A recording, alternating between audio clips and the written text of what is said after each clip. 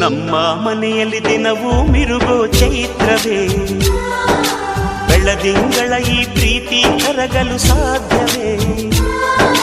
ನಮ್ಮ ಮನೆಯಲ್ಲಿ ದಿನವೂ ಮಿರುಗೋ ಚೈತ್ರವೇ, ಬೆಳದಿಂಗಳ ಈ ಪ್ರೀತಿ ಕರಗಲು ಸಾಧ್ಯವೇ?